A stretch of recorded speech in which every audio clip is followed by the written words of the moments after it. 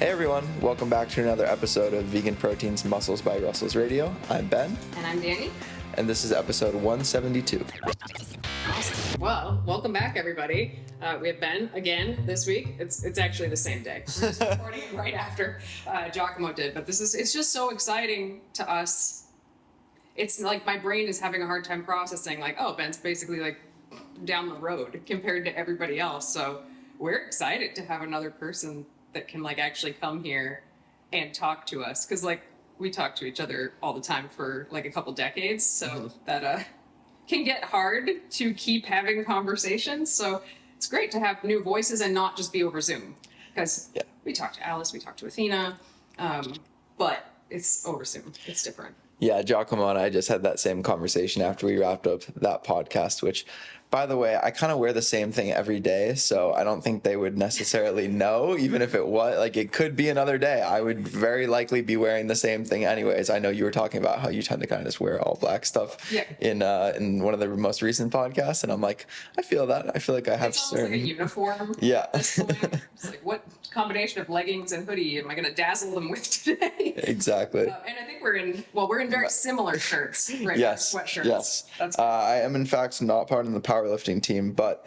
I do enjoy an oversized hoodie on me, which I guess was an undersized hoodie on Ryan. Yes. Yeah. Yes, it was. 𝐾𝐿 gives me hell all the time because I like have a hoodie problem. Like I have way too many hoodies and I can't stop myself from buying them. But then anytime I have something that I need to not dress like this for, I have nothing and I don't know what to do. Yeah, I feel that. But I'm also really pumped to be able to come here and do stuff in person with you guys. I really enjoy doing podcasts and just the podcasting format. So I always enjoy the opportunity to do them in person as opposed to, like you said, doing them over Zoom. I think it's different, like the body language that you get from like looking at somebody, and kind of like you can communicate things in a way that's different. And I think also from a viewing perspective, I always like watching podcasts more than I do when it's just like two people in a different place. Like it's more of a it is better. But I'm trying to think, like, when was the last time I recorded a podcast on somebody else's podcast where I was with them in person? I don't remember. Right. Like, it's been probably years since that's happened. Occasionally Robert comes through town and he'll like be here and be on the podcast, but like it's really pretty rare. And it's part of the reason why we don't have guests a lot up until recently is because up until recently, any internet recording sounded like garbage. So we had to trash a couple of those. But anyway, I want to hear how you're like feeling about, I know you guys just talked about this, how you're feeling about your first show and all of that, but like what's next? I don't know if you guys talked about that. Not in terms of what's next in the immediate future. So that I think that would be good, something that would be good to touch upon. We did talk about how I'm planning to compete with the plant build team, obviously, later this year, Mr. America, and then also looking forward to doing WNBF Worlds at the end of the year, which is in Boston, which was like one of the main reasons I wanted to compete this year, was because it was in Boston, in my hometown, and people would be able to come watch, friends, family, that sort of thing. So we talked about those, but I didn't talk about all the shows I have planned in the interim. So typically doing back-to-back bodybuilding seasons is very difficult. It kind of does depend on the division in terms of how feasible it is to pull it off. But even for divisions where the conditioning is kind of like for people who might not be as familiar, bodybuilding lingo for like how lean you are. Even if the requirement is not as much, it can still be a lot, especially for somebody who's a newer competitor, to try to maintain that or figure out a plan to maintain that through the rest of the year. And for bodybuilding, like for men's open bodybuilding, it's the biggest. It's the leanest. It's the toughest category to maintain that look out of all of the categories, and it's your first season. And I would argue that you can't really be maintaining that for, especially like 6 months. You might be able to do it for 4, 5, 6 weeks, maybe max. Like once you start getting to that 7-8 week mark of true like 100% you're ready, you're probably going to run into issues with sleep. Even in the last like week or two of dieting up to where I am right now, I found that was starting to happen. I was starting to hit that wall. I was feeling, I think it's, again, a pretty common experience. You feel good, you feel good, you feel good, and then you don't feel good anymore. Yes. And there is a little bit of gradual drop off, but then it's like you kind of hit this wall. And I definitely found that point a couple weeks, definitely the last week before the competition, my first show. So I think that my plan has been pretty much the whole time to just focus on the fall shows, and the spring shows were kind of like a late addition just because I felt like it would be good to, and we were talking about this with 𝐬𝐿𝐫𝐞, get my feet wet and get some experience. So I do have quite a few shows planned in the next couple weeks. So I just did this one this past weekend. Then I've got another one back to back, which is tough doing shows back to back. And then I have a week break, and then I have 2 more back to back. And then I think I have 2 weekends off, which I have things both weekends. It's Boston Comic-Con. I don't think it's called that anymore. I think it's called something else. But I haven't been there in years. yeah, I'm going with my siblings. I think we're going to do some sort of like cosplay together. So awesome. that'll be fun. Yeah, I don't know exactly what we're doing. She's planning it all. And then the next weekend, I'm going to upstate New York for this like vegan getaway with a bunch of friends. We're renting a Airbnb up there at like a sanctuary, with Athena. So I'm super stoked for that. And then the following weekend after that, I got, because I was runner-up to the pro card winner this past weekend, I got free entry to another show. The promoter gave me free entry to that show. So I said, sure, why not? I'll do that. So I have that show. And then I have a break for about 6 or 7 weeks until the next show. So you do kind of have to plan things out ahead of time. And yes, there's always some degree of adjusting on the fly, and auto regulation would be kind of the fancy way to say that. But there, part of it is accepting that you can't be 100% for every single show. And it's, for me, these spring shows have been a really good way to kind of get my feet wet and experience what it's like being up there. Because I definitely did have a little nerves getting up there, even though I was told that you couldn't tell too much. I never, ever would have guessed that. And I don't think any of the judges would have guessed that was your first show either. So, yeah. I tried. I was just like, smile, smile, smile, smile the whole time. And I was a little shaky with my first couple poses, but I felt like after I hit my first couple, I was more settled in, and I wasn't feeling as much of those kind of jitters. And I know that with every show that I do, it's going to get better. So by the time those fall shows roll around and I am actually starting to get to that 90, that 95, that 100%, I will have already had all this practice and this stage time. And I think also it's like I'm only planning to do a bodybuilding season every couple of years, so I might as well take advantage of it and go to all the shows that I can if they're pretty local. I'm pretty like, I think the biggest thing that holds people back is, one, it's very difficult to have a long season and do all these shows just like from your body holding up.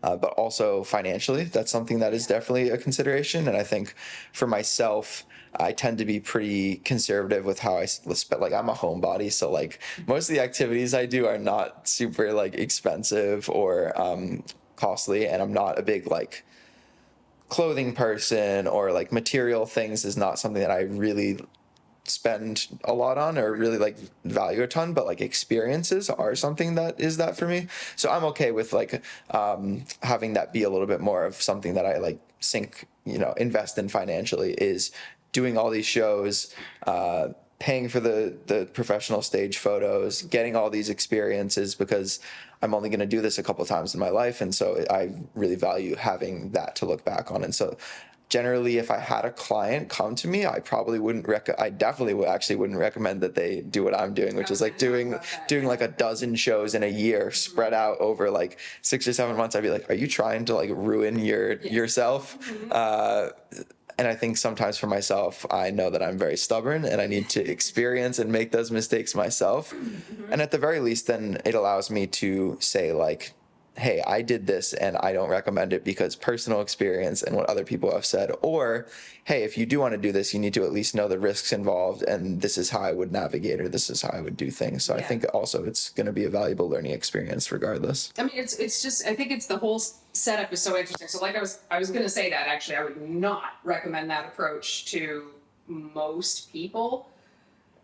But I don't think it has to necessarily be a bad approach because of the way you're coming at it. Like, I'm not going to be the best for these shows, but hopefully I can be the best by these shows. So that's one thing. Two, you have a very healthy outlook on an off season needing to be years. Like most people don't do that. And I don't know if it's more in the natural world or not, but you know, people compete year after year after year. And I get it. It's like really addicting. It's very, very fun, but you're not going to come back better the next time. In fact, if you do it year after year after year, you're probably going to come back a little bit worse. Unless you're that guy that I placed second runner up to, who's 19, who's competed every year since he's 16 and just like grown like a weed in between ever since. And like he got like lean for his life.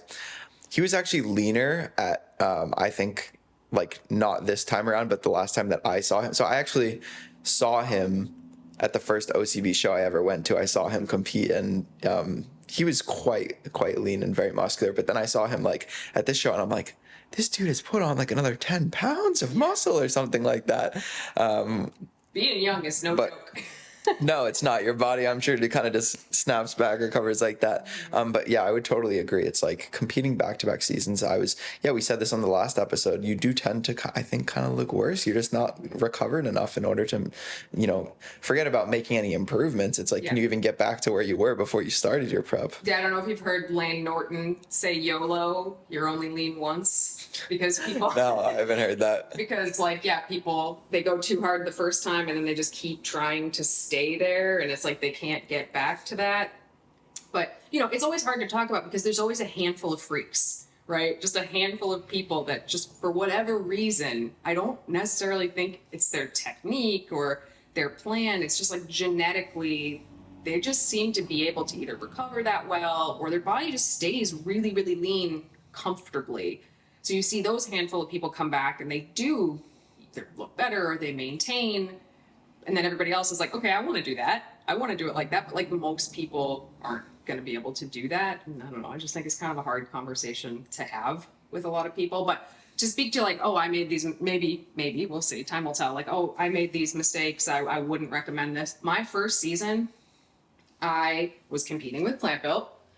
And I decided I wanted to do a warm-up show so that I would have some experience by the time I stepped on stage at Plant Built. So I did the Spirit of America. That's really that's hilarious. Yeah. So it was a different time then. It was like late summer, but still, I was like, oh, cool. I'll do this one show, and then in 12 weeks, I'll be perfect for Mr. America. And it was such a bad move for me. Maybe if I had done many shows, it would have been a little bit different. But that 12 weeks was so brutal that now anytime somebody's like, oh, I'm thinking about doing this show and this show, and I'm like, 3 weeks apart is like ideal. If you can get them 3 weeks apart, 2 weeks is okay. 1 week, like you said, is really tough. Yeah. Doable, but tough. But then to spread it out over a whole season, that's what I did in 2018. I did something like 8 shows or something in 2018 from June to November. After like middle of September, I was like cooked. I was showing up looking like not better anymore. So that was tough.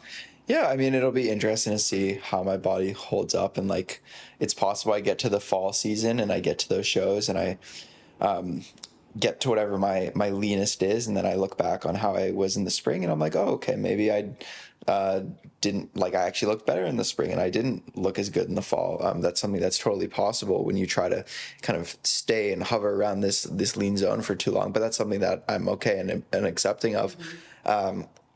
And then going back to what you were saying about how people's personal experiences can shape how they then interact with other individuals who might want to do the same thing, I think that is something that it can help and it can hurt in multiple ways. Like in your case, I think it can be helpful because you can kind of warn people about like, this is what I went through, this is what I experienced, or maybe not warn is their best, but just like informed consent sort of thing. Yeah. But I think where you run into issues is with those people, like you said, who are maybe the genetic outliers and they were able to do it. And then they get clients and they're like, oh, we're going to come back better next year sort of thing. And I think it ties into pretty well the conversation today, which is talking about like why people can't stick to a plan and be consistent and adherent. And if you get a coach who is just giving people a plan that this is what worked for me. Yep. And so I'm just going to give that to all my clients. And, I'm going to assume that is going to work for them. You get clients then who are beating themselves up because they feel like Oh, why? The What? plan failed them. It's like they failed the plan. Yeah, exactly. Like, oh, I wasn't able to do this. Like, what's wrong with me? There's something wrong with me, or I'm letting my coach down, or I'm a disappointment. And then, okay, the competition didn't go as well as planned, so now I have to, come back again next year so I can be better. And it can be a bad place. Yeah, and unfortunately, I really do feel like a lot of coaches, that's how they start. They're just like, well, I'm awesome, so I can make anybody awesome. And that's one I really, really don't agree with. Now, someone can just be great at what they do and also be a great coach, but because they're great doesn't mean they're going to be a great coach unless they're just coaching themselves over and over again, which most people aren't. I did want to back up and say my experience of the 12-week break and it not being a good move and competing in 2018 for like 6 months and by the end of it being cooked, I don't think you're going to have that experience because of how well this first half of the season went, because of how good you're feeling. Like for me, by June, I was already like, I could already feel it. I was already past the edge.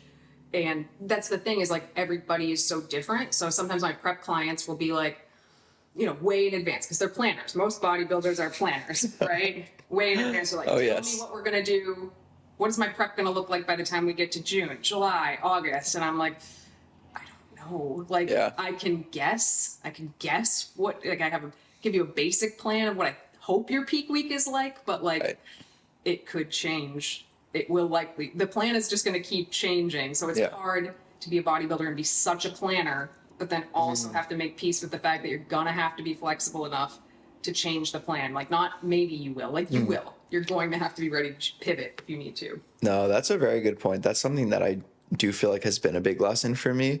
This prep is that I have had the whole thing kind of planned out, but I've had to adjust things on the fly and just like be okay with moving, like making lateral moves. Like I remember thinking to myself, like, okay, I'm going to diet for this number of weeks, and then I'm going to take a diet break, and then I'm going to do another chunk of dieting that's going to be this long, and then I'm going to deload, and then I'm going to do this and that, and things pop up. You get injuries, or you get little kind of like life events come up, and you have to be flexible. And I think that's why having a lot of like tools in your toolbox as a coach, or if you're self-coached like myself, is helpful, because you can say like, okay, what is the best tool for the job right now, and how can I apply all the things that I know and find what is going to serve me best. So I think that has been something that's been really helpful, is using more of that auto regulation. And like you said, I am feeling pretty good right now, so I'm pretty confident that like I'll be able to have things progress well throughout the end of the year, because I'm taking a phasic approach and not trying to, like we were talking about earlier, be 100% for the entire time, which is pretty much impossible for certain divisions and certain criteria. But we'll have to see how it plays out. Yeah, I'm really looking forward to it. I could talk more about this. Yeah, I know. I'm sure we could. But okay, let's kind of turn to the actual topic. So you had mentioned like downstairs that food focus and stuff hasn't really been much of an issue for you. So I'm curious, like, I'm guessing, but I will ask, like, how well do you feel like you were able to adhere to your own program? And you are self-coached, which is another thing I definitely do not recommend. Yeah. For competitors, usually period, but for first-time competitors, it's just kind of mind-blowing, honestly. But you're setting your own plan. Like, how well do you feel like you were able to adhere to it, I guess? Very well. I think that part of it is setting up the initial plan in a way that makes sense. And so when I'm setting up a plan for somebody, whether that's myself or a client or something, you always start with the individual context of that person's life, and you build the plan around that, as opposed to trying to make someone's life fit a certain plan or a certain prescription. So I started with, okay, like based on my schedule, how many meals can I eat each day? What do what are my activity levels going to be like? Like what time do I have to do cardio or do steps or whatever it is? Like, how can I work in these different things into my daily routine and also create myself runway to do more if I need to, especially with like the steps and the cardio and that sort of thing. Like, okay, I'm starting with this amount, but what is realistically like the ceiling that I can get up to? Because that will impact where you start with nutrition as well. Like if you start out on, your basement, you're giving yourself nowhere to go. So part of it was kind of taking that long-term view and then figuring out, okay, I can eat at these times. What are things that people don't sometimes think about is like, okay, what are the logistics of actually like eating? Like, can I bring certain things with me? Like, is it frozen? Is it refrigerated? Do I need to have it so it's like shelf stable? Do I have access to these certain things?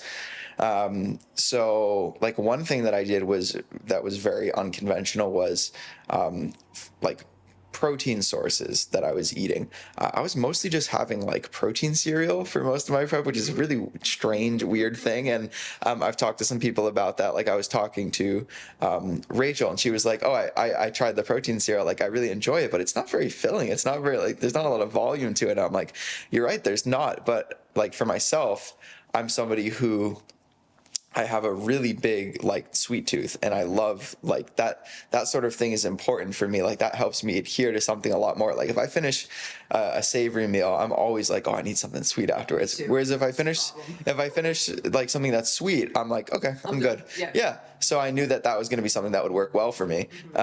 So like I made that, and also the fact that I could just bring it in little baggies or little like Tupperwares and just in your car. Yeah, and like we had I had access to a fridge, so I would just keep like some almond milk in that fridge, and then when I needed it, I would just portion it out I would have the portioned like baggies of the cereal. I just throw it into a bowl, add some almond milk, and I could eat it like while I was working, or it would take me like I wouldn't need to. It's not something like seitan or tofu where you have to like either prepare it or you have to keep it somewhere, you have to heat it up then. Also, like I knew that I would only have a set amount of time to meal prep every single day, and so I tried to pick things that would be like 2 seconds to meal prep. Like, okay, throw some protein cereal in some baggies, grab the carton of almond milk to bring with me to work the next day. Okay, you're fine, you're sorted. Eat a bunch of veggies when you get home.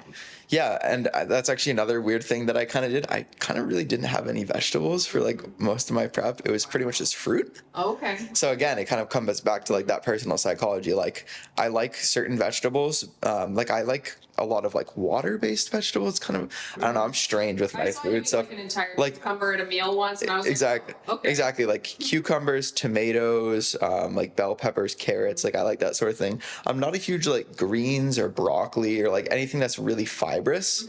It just doesn't digest very well for me, and it doesn't make me feel very good. And so I kind of go for more of those like easy on your stomach, like the water-based vegetables that are almost more like fruits. Right. So I would have those. Like cherry tomatoes and cucumbers are probably my favorite. And then fruit. So it's like focusing, when you know like the principles, focusing on things that are like micronutrient rich and water and fiber.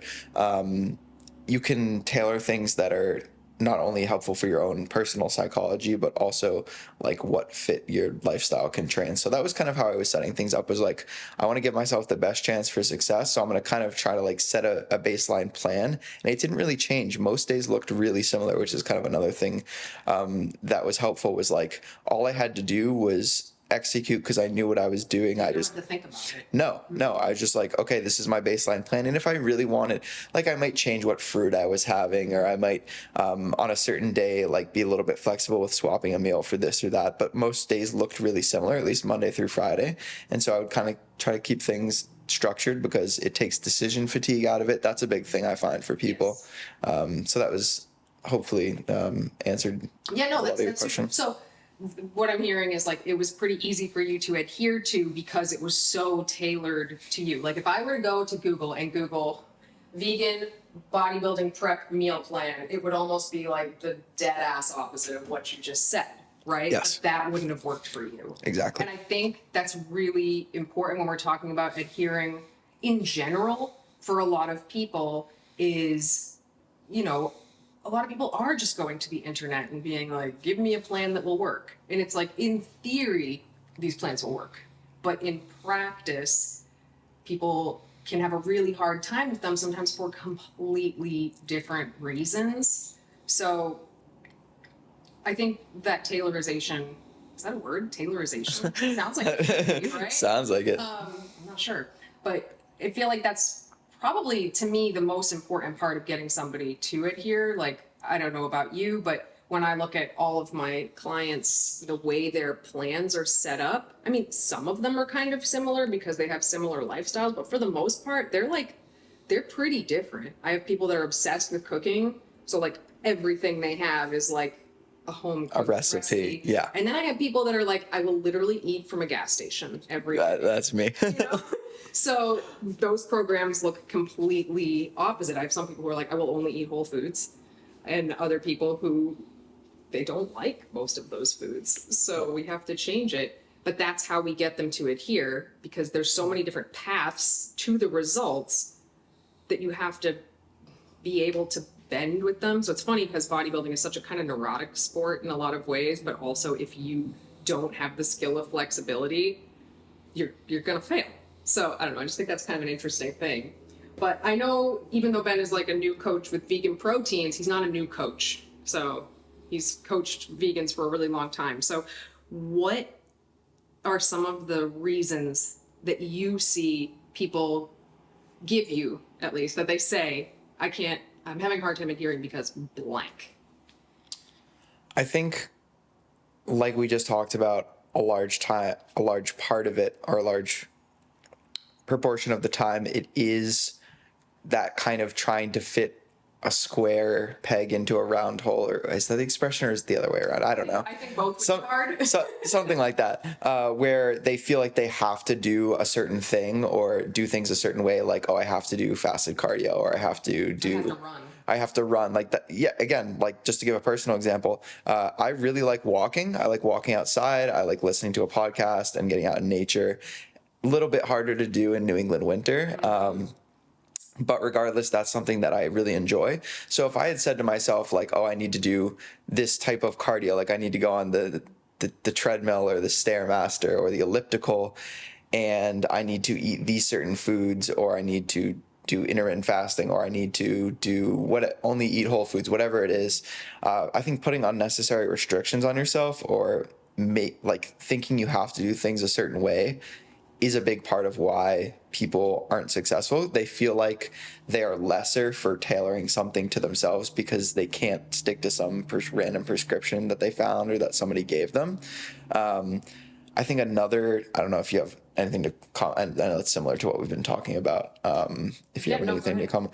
I was just going to say, I think another common one is time. Yes. Time is a really big one.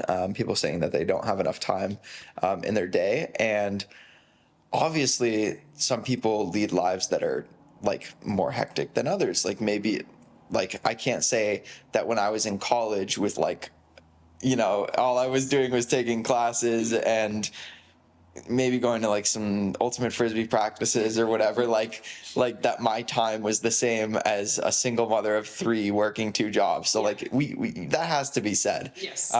We do not all have the same. No, not at all. And at the same time, for that individual, finding ways to take care of yourself through nutrition, exercise, is maybe arguably more important than that college student who's all stress-free. No stress. Yeah, because, you know, you might have heard this expression that you can't pour from an empty cup. You can't give back to those around you if you're not taking care of yourself, because eventually you're going to burn out. So you have to somehow find a way to create some space and some time for these things, even if it looks a little bit different than somebody else. So I think the more ways that you can find to integrate these things into your day, like, can you get a walking pad for when you're at work, so you can be getting your steps in while you're doing something that would otherwise be sedentary? Can you use some of these time-saving techniques when it comes to maybe using a meal prep service, if that's something that you have the ability? You don't have time, but you have the money. Yeah, exactly. Or like using some of these more like packaged, like ready-made things. There's a ton of options that range from more like you could get pre-made packaged things that basically are made from all whole food ingredients, and then you can Like get one. just add water foods. Yeah, exactly. Huel. Some of my clients use Huel. Have you ever? I've heard of They Huel. have like, I don't know, they're like soups or bowls. They're like dry mixes. You add hot water and it's like a nutrition. Or like you know, like Rip Esselstyn, like he has a line of basically like whole food plant-based like prepackaged like soups and things like that. So no matter where you kind of fall in terms of personal preference, you can probably find things that save a little bit of time. The minute rice that you put in the microwave that you can just heat up.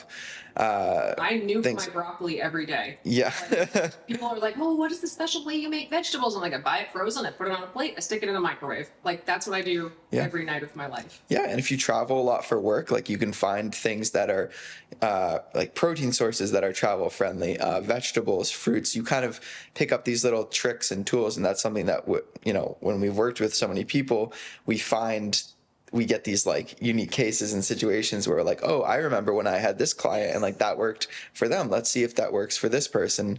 But again, I feel like someone needs to be willing to be flexible in that situation, because even if you, the coach, say, hey, get this frozen microwavable meal, it's going to help you get to your goals. Still, if they have this belief in their head that they need to eat like rainbow acai Buddha bowls 3 meals a day in order to move forward, they're still like somewhere in there going to feel like a failure somehow, which is a difficult kind of bridge to cross. And a lot of it comes down to like, you got to kind of trust the process for a little bit. Maybe you eat this frozen meal and after a while you decide you just don't like it. That's fine. Yeah. That's fine. We can work around that. Yeah, that's easy to work around, but like, give it a shot. Even if you don't think it's like perfect on paper. I was going to say, don't let perfection be the enemy of progress, right? Yeah. And I think a lot of times people feel like they're just not living up. They're just not living up to this imaginary thing they had in their mind. And they can't do it perfectly. They're not going to do it at all, even though eating a frozen meal that maybe is like higher in sodium or, you know, fats than they would like normally like it to be and doesn't have enough vitamins and minerals, that's still likely going to be better than what they were doing before in terms of getting them to their goal. Yeah, you see this a lot with people who are always focused on what is like the most optimal thing. And there are a lot of people who are in the fitness space, whether that's nutrition or training or whatever it is, where they hyper fixate on like what is the most like nutrient dense or the most whole food, which is such a silly thing, or like what is the best exercise for this, and they focus so much on that they miss what optimal, like the term optimal actually means. And it like optimal is context dependent. Like it truly does depend on your own life situation and circumstances and what is going to be adherable and sustainable, because the best plan is the one that you can stick to. It's cliche. We've all heard it a million times, but it's super true. It's so true. And you don't realize it till you're doing it, I think. Like, my history is probably very different than your history, because you're younger than me. You had the internet, like when you were learning this stuff. I was like learning all this fitness stuff from magazines, like Oxygen magazine, which was when the clean eating, I would say, was like at its peak.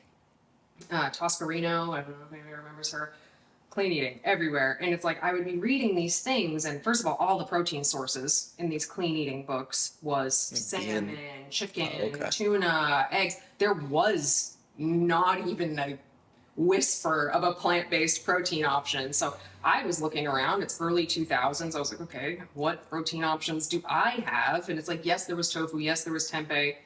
There was also Boca burgers. And I was like, oh, the nutrition facts on this looks a lot closer to chicken than tofu does, but it's processed and it's got sodium. Did they have like Light Life veggie dogs? Like they were called tofu pups. Tofu pups. I feel like they just acquired tofu pups a couple years ago. They should have kept that name. I like that name better. That's catchy. They tasted just like the Light Life. Maybe it's because it had the word pups in it and that threw people off.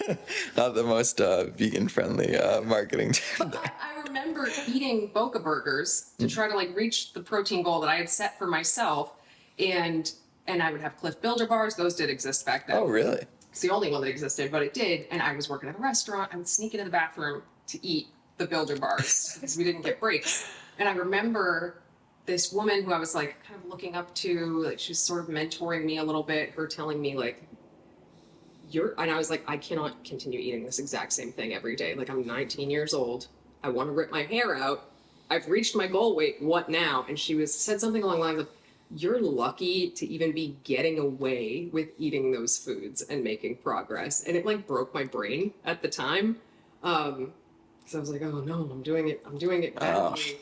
So then it spiraled from there. I won't go down that path, but I feel like a lot of people, even today, I feel like there's more conflicting information now, or at least it's easier to find conflicting information. They also have that idea in their head that even if they're doing something and making progress and feeling like, I don't know, emotionally satisfied with what they're eating, if they think it's not like, you know, 𝐃𝐨𝐧'𝐭 and Campbell approved, then they're not doing it right. And it's like the alternative is probably not, it's not probably not going to get you where you're trying to go. It's not going to get you where you're trying to go. Yeah. So pick. Yeah. I also sometimes see it with people where when you set up a plan for somebody and it's working well and they're seeing the results, it's almost like they feel this guilt that it's too easy. And especially if they've struggled with it their whole life, they're like, this is too easy. Something's wrong here. Like, and they might start doing things without telling you, like I know you had a really good YouTube video on this recently, like under eating your calorie goal, whatever your coach gave you, or maybe they start doing like extra sets or extra exercises in the gym. Oh, hey, I went out for like a 5-mile run the other day before my, leg day. How'd your leg day go? Oh, I wasn't as strong as I typically am. You're like, okay, well, we're seeing what's happening here. I'm trying to think of some other examples of this. Basically just like, oh, I need to do more. It's like people who to feel hard, or they don't feel like their progress is earned. Yeah. Like, or I need to be sweaty for this workout. Kind of a similar idea. Yeah, that's something I see a ton. Yes, I have heard people say they're like, oh my God, this is so much food. Like, there's no way I'm going to be able to lose weight. And then they do. And then they're like, well, I'm still really full. Can we cut it down? And I'm like, no, like, I promise you, we're going to get to a place where we have to cut it down. Be patient. Like, we will get there. But yeah, if people don't feel like they kind of suffered for it a little bit, sometimes they feel like ripped off of part of the process. And I don't know. Maybe when I was younger, I would have felt that same way. But like, I've done enough hard shit at this point in my life. I don't need anything to be harder than it needs to be anymore. So I actually had a question for you. This is kind of like pivoting a little bit. So I think that's the main thing. So you said like, I don't have time. I mean, there's so many things in that same ballpark. Like, I don't know what to do. I'm too tired. I don't have the money for this. Like, there's workarounds, I think, for almost all of the kind of, I hesitate to call them excuses, but like reasons people give for not being able to stick to a plan. Sure.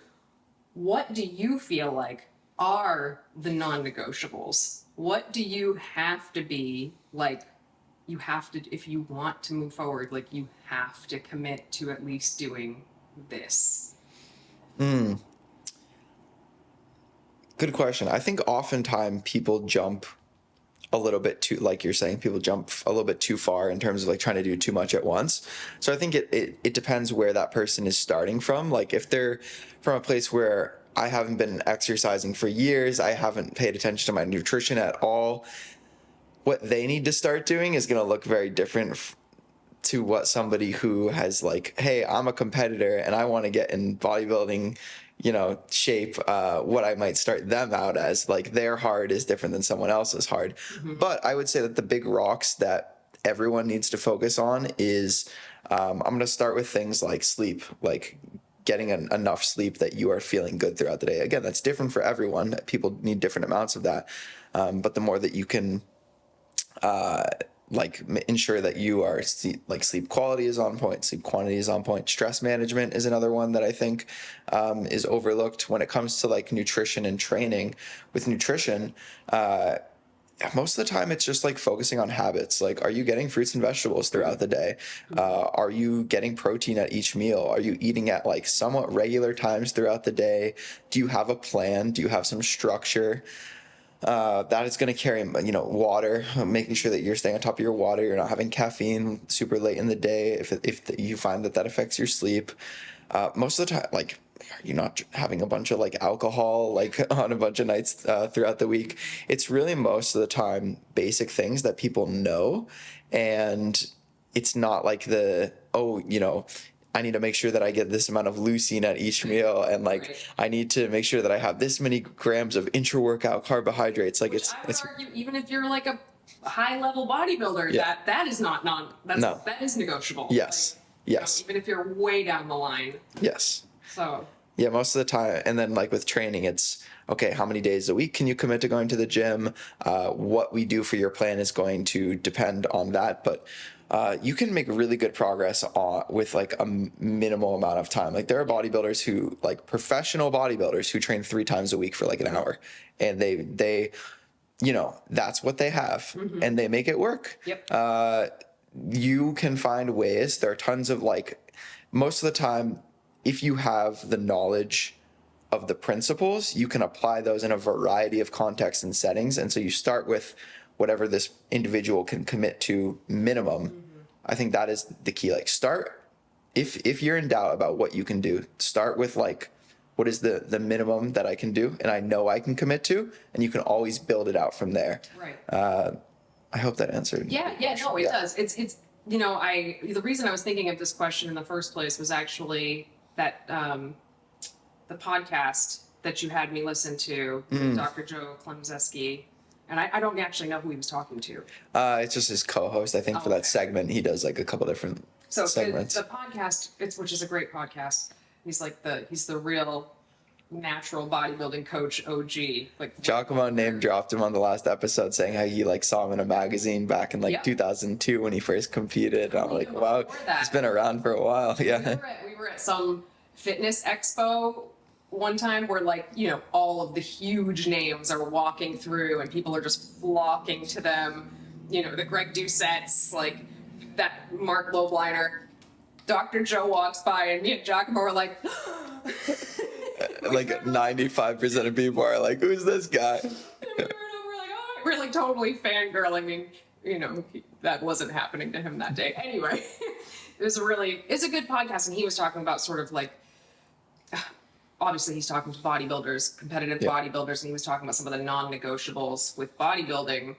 And it did get me thinking, and I agreed with him, like, tracking your food in some way doesn't have to always be the exact same way, but tracking your food in some way. Once you reach a certain level, I think this is important for some of our audience to hear. Like you said at the very beginning, if you are not training, if you have not been paying attention to your nutrition at all, like the non-negotiable for me is like, you have to be willing to pay attention.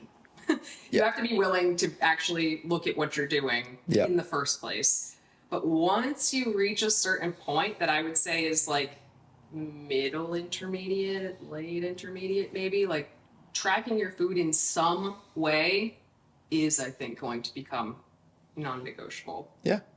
It doesn't have to be macro tracking. It doesn't have to be like, tracking every single day, all of the time. It could be like a kind of meal plan hybrid situation.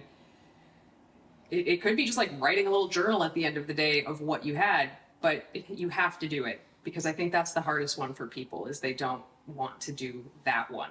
It also doesn't have to be a forever thing. Like it's a tool. It's something that you pick up, you practice it for a bit. Once you get the hang of it, then you can have it in your arsenal and you can bring it out when you need to. Like maybe the last few weeks of a prep, you need to be ultra precise. You can bring it back out. Whereas maybe you were able to get to a certain point kind of just using a meal plan or using more of a habit-based approach. It's funny because I was just mentioning this when I was talking to Giacomo, but when I first got introduced to fitness, it was through a Mike Matthews book, the Legion founder. I'm not sure if you're familiar with him. And I was kind of just interested in learning about it for school because I was studying exercise science. And so I read the book, and for the nutrition part, he was talking about weighing and measuring your food on the food scale. And I'm like, what is this crazy guy talking about? I'm like, this is psycho behavior. I'm not doing this. So I literally read the entire book, closed it, and I was like, well, I'm not doing that. And then I came back to it like a week later and I kind of like reread it and read it through. And then I was like, what the hell? I'll give it a try. And then the rest is history. Yeah, I remember the first time I started weighing my food, my scale was like funny. It had a dish on the top, like an actual Interesting dish, and it had the like lever that went back and My forth. God, on it's the like gram scale. it's like a science, a spring in it. like a lab. I'm glad that's changed. It wasn't very accurate either. No. Like it was plastic and like $10. It's funny. But yeah, I think that, you know, I do have a lot of clients that fall in that sort of intermediate area that we are doing some kind of either just like plug your food into MyFitnessPal and be mindful and we'll see what comes out, or hey, these are your macros, try to hit these macros, or, you know, this is the meal plan that is working for you right now. You know, you get sick of something, you let me know, but this is what we're going to do for now. And there's a lot of resistance to it. And I think that for a lot of people is a reason why they don't adhere, is because they kind of like throw the whole baby out with the bathwater. They're like, I don't want to, this is a pain in the ass. I don't want to track my food. So I'm just not going to do it at all. And there's steps. It's like a spectrum basically of like military precision over here for competitive level bodybuilders or people that are trying to get really, really lean for whatever reason. Or sometimes people who are even trying to grow might need that. And then all the way over here is just like, you know, pay attention to what you're eating. Have vegetables with lunch and dinner. And, you know, you make sure you have a palm-sized amount of protein at each of these meals. Like, but it's got to be something. You can't just do nothing. Or, you know, I find in the vegan community especially, this one drives me kind of nuts, is like, well, I didn't track anything and but everything I ate was healthy. It was all whole foods. Everything I ate was a healthy food. Yeah. And it's like, that's great. Your blood work is probably fantastic. But like, if you came to us and your goal was to lose 2 inches off of your waist or, you know, see some lines in your abs for the first time ever, like it does not matter if it was whole foods or not. Yeah. There's also probably a reason you're coming to us. It's like whatever you've been doing hasn't been working. And the more, I don't want to say the more complex or the more advanced your goal is, the more advanced the methods you need to use to get there is. Because I don't think tracking actually is that complex once you get the hang of it. It's like really quite, like it might feel foreign at first, but that's kind of like anything. And then you start doing it for a little while and it becomes like second nature. And now I think we're both probably at the point where like you can look at something, and you ever play this game where you guess how much it weighs and then you put it on, you like say like, oh yeah, this looks like it's like 150 grams, and you put it on, it's like 152. I'm like, the other day I nailed 240 milliliters of soy milk, like there you go, milliliter, and I was like, that's creepy. Yeah. So it does, even if it seems a little overwhelming, a little daunting at first, it's probably just because it's new. And of course there's things that might play into that as well, depending on your living environment. Like if you're living with other people and maybe they are not the most supportive and they see you doing this kind of strange thing. Like I was living with some roommates in college and they saw me like weighing my food and stuff. And so they would comment on that. And so that was something where sometimes I would even be kind of like secretive about weighing my stuff because I didn't want to get like judged by them or have people commenting it all the time. So that can definitely be another barrier.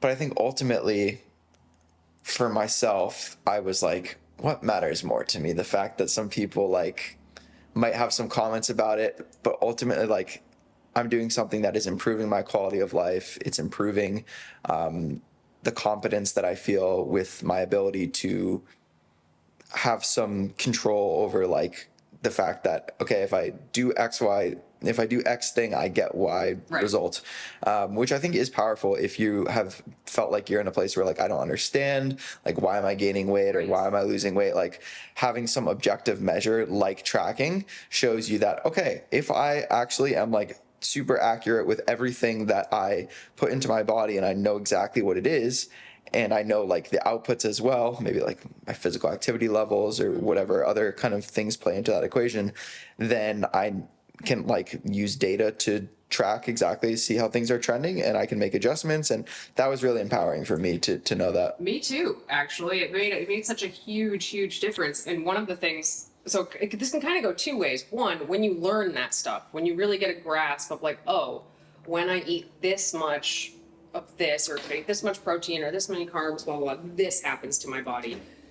One, it helped make more processed foods way less scary. But on the flip side of that, if somebody their goal is to be 100% whole food plant-based, when you do that, you can learn how to do it. Like if that is really important to you, you're not going to figure out how to make that work for you without actually taking the time to sit down and figure it out. Very true. So I don't know.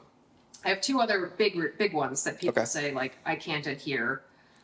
So the next one I want to talk about is just social situations. That I feel like comes up with some of my clients every single week. Like they nailed it all week, but then they had like a family thing on the weekend and they felt like it went way off the rails.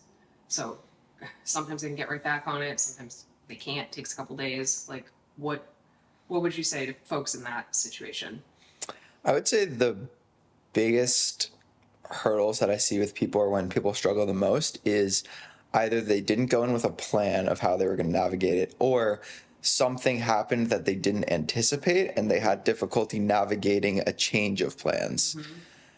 So with the first situation, let's say you're going to like a family barbecue or something like that. If you just kind of show up with that, like, oh, I'll just, see what they have at even if it's like a completely vegan barbecue, like we're not even bringing the vegan issue into this. Right. Like they might have Beyond Burgers and Impossible Burgers, and hey, maybe you can fit that in depending on your nutrition and your, your goals and where you're at. But maybe not. Like maybe you need some, like, those things got like 20 grams of fat in a serving. So maybe you would need to get one of like these other brands that are lower in fat, that have higher protein content per calorie, per the calorie amount. So if you just show up saying like, I'm just going to have whatever's there, or like Light Life Veggie Dogs, like that would be a really like a good example. Because the original Boca Burgers, those are the best if you can still find them. Yeah. I think Whole Foods actually has some like brands as well that are like pretty low fat. There's other examples. Gardein, I think, has had some burgers that had a couple a little bit more friendly. Yeah.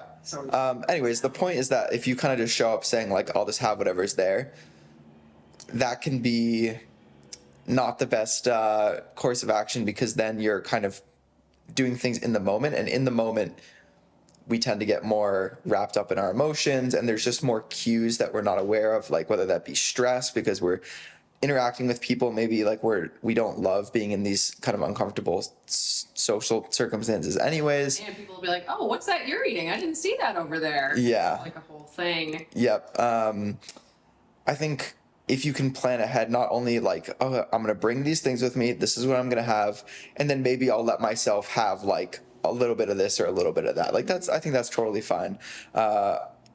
Maybe not showing up super hungry to these events. Yes. That's a big one. Like do not, I've made this mistake before.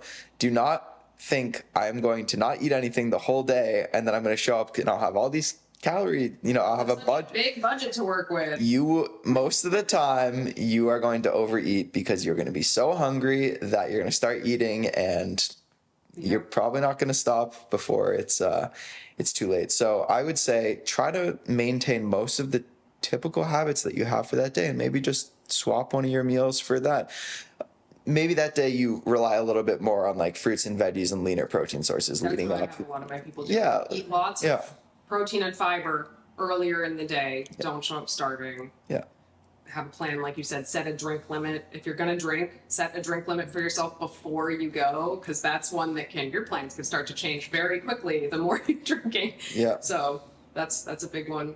I have people that get their workout in earlier in that day. Mm-hmm. I feel like that just kind of gives you a win in your brain early, and that helps you stay on track.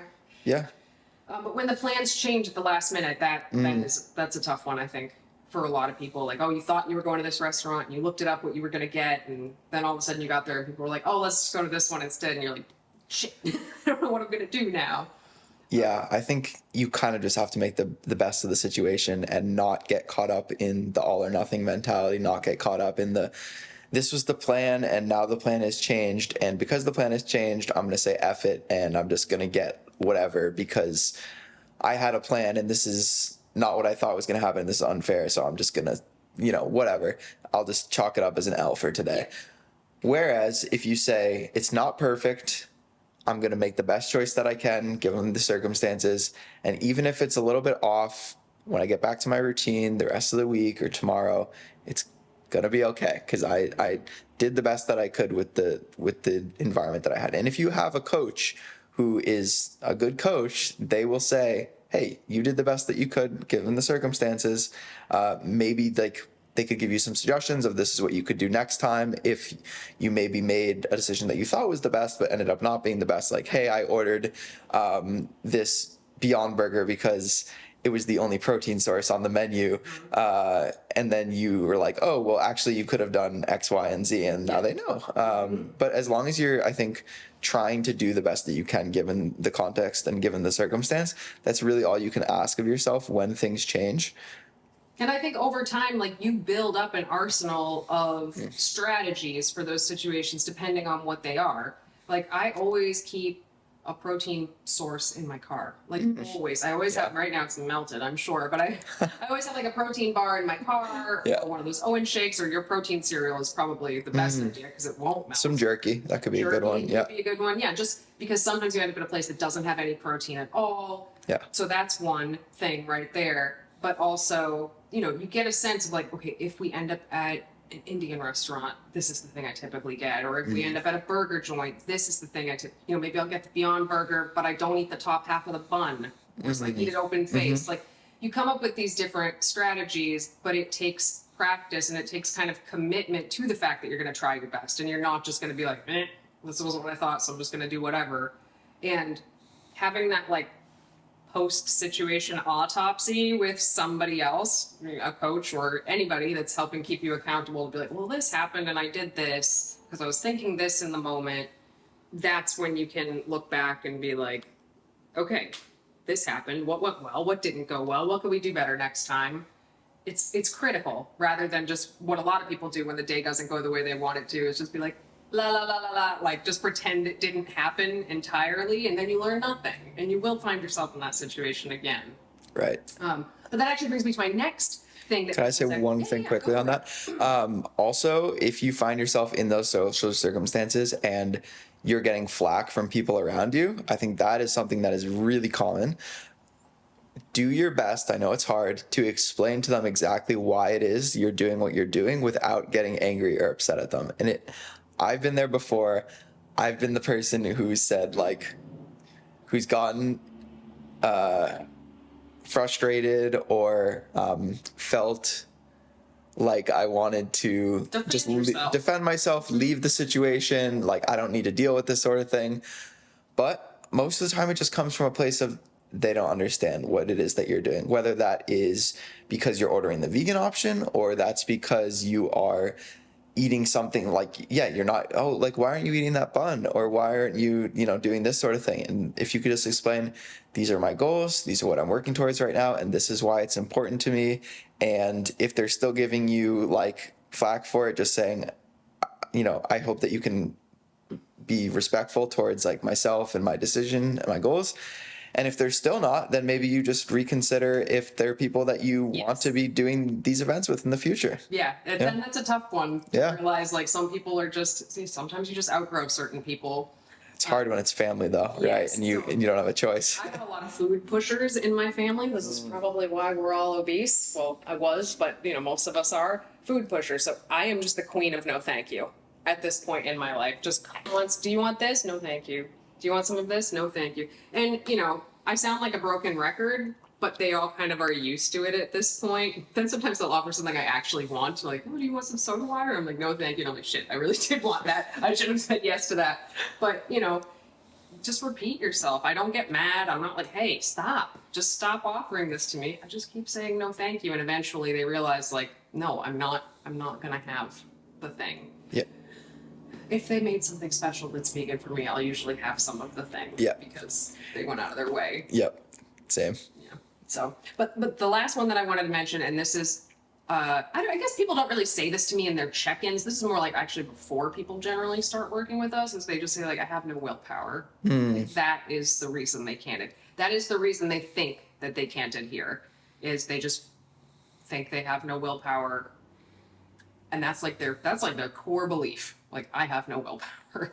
So what do you do in that situation? Because there are a lot of people that, come to us because they're feeling hopeless. And that's like their kind of last straw. Yeah.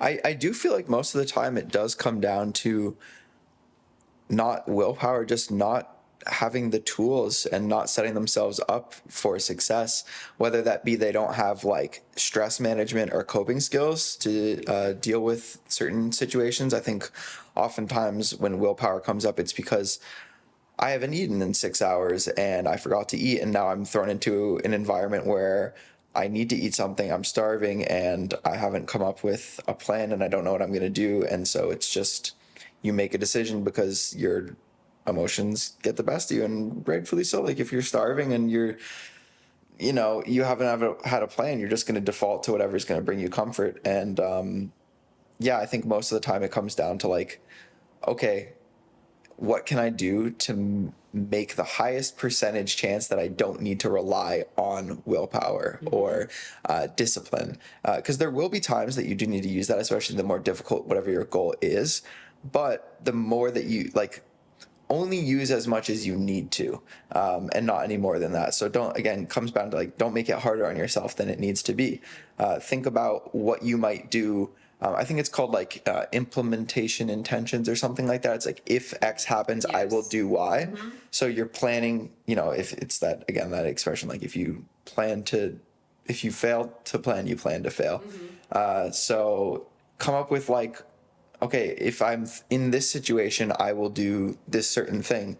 So that way you don't have to rely on your willpower or your discipline. So I think, yeah, that's kind of my initial thoughts on that. Yeah, I agree. Actually, I think a huge amount of I have no willpower is I have not planned for this. And I don't want to minimize it too much, because like I've done a good amount of research on willpower, and it's the thing is it's a finite resource. You will run out of willpower. They've done studies where they like had somebody solve just like a brain puzzle on paper, and then they make worse choices than the people that didn't have to solve the brain puzzle on paper, because their willpower it gets lowered and lowered and lowered throughout the day. So having plans, especially for times where you know that you're just like not usually your best self, like for most people that's going to be the evening, largely because they got depleted all day with all the stuff you have to do, I think is a huge part of it. If like I'm not a big fan of like,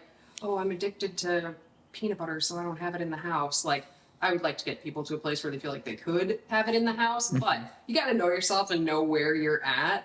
Like if you're having a really hard time, maybe you don't buy Oreos and keep them in the house, because you're not in a place where that's probably going to go well. Like you're planning for that. Whereas a different phase of your life, that could be totally fine. So,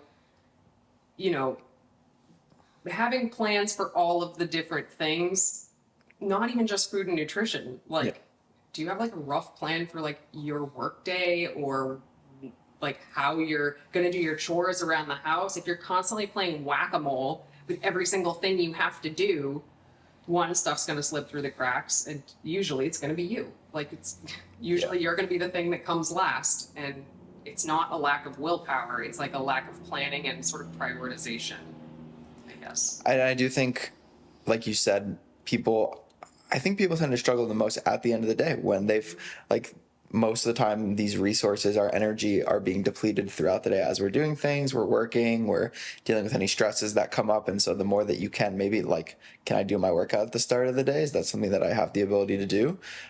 Can I get maybe some meals prepped for the day or for tomorrow? Whatever it is to set yourself up so that later in the day you have to make less decisions, you have to do less things, you kind of just have to execute. I think that just helps. Yeah, I mean, 𝐬𝐿𝐫𝐽, he does this. So because we're always home, we don't like meal prep a lot. We'll like make a batch of something or this or that. But 𝐬𝐿𝐫𝐽, every time he eats a meal, he gets his next meal ready. Like it's always on the stove right next to this. I do that too, pretty much. Because by the time you're hungry enough for the next meal, you don't want to be over there being like, okay, well, I said I was going to have this thing, but it's going to take 10 minutes to make. I'm hungry now. Like, that sounds silly when you say it out loud, but like, I've done it. I've absolutely been like, I don't want to wait 10 minutes for that. Let me have toast. Like, so even though it's annoying because this food is out on the counter all day, like, I get it. And I think it's really smart. Like, if you go downstairs right now, he has a pan of oats on the stove. They're not cooked. It's just dry oats in a pan on the stove. So all he's got to do is like turn it on and set a 5-minute timer, and like that's it. So stuff like that it might look silly from the outside, but like who cares? If it's helping you get to where you need to go, it's like you said, like with your roommates, first it was like, oh, I don't want to have to deal with this. But eventually, like if something matters to you enough, I think you do have to kind of overcome what other people think about it. And luckily, most of our audience is vegan, so I feel like they've already come to terms with kind of being the weirdo. This is just another layer of being a little bit unusual. But, you know, people that accomplish really big things tend to be a little bit different. So. And if it makes you happy, like that's a really big part of it. Like if your overall life quality is improved by doing these certain things, then it's probably worth it, that initial kind of discomfort and getting over that. It's hard though. It's definitely hard, especially if you're somebody who identifies more as like a people pleaser. You don't like to ruffle feathers. You don't like conflict. Then it can be difficult to get over that initial hurdle. But the more that you do it, the more comfortable it becomes. The more I think people kind of just accept it, like you were saying. And it becomes a habit. It just becomes easier for you. I always like the analogy of like neuroplasticity as like a hill of sand. Do you think of the same thing, like with the marble at the top? Yeah. So if you've been doing something a million times, pushing the marble down in the same direction of sort of poor habits, you have a very deep groove in that sand. You don't even have to push the marble anymore when it's at the top. So to get it to go down a new path requires a lot of initial effort, but over time, it gets deeper and it gets easier. Like the first time someone offered me food 10 times in a row, I probably didn't say no 10 times. I maybe said no like 3 times and then caved, and now I don't even think about it. Yeah. But the planning, I think that's not like a knee-jerk response. Like you have to take the time. I tell my clients, like take 30 minutes on the weekend and just write down what you're planning to have for the week.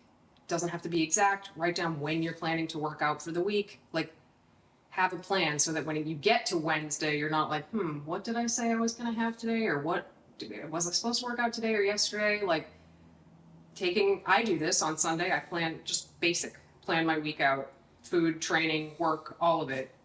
And it helps so much remove the like thought throughout the day. Yep.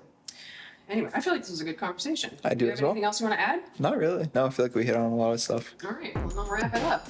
All right, everybody, thank you so much for tuning in to another episode of Vegan Proteins Muscles by Brussels Radio.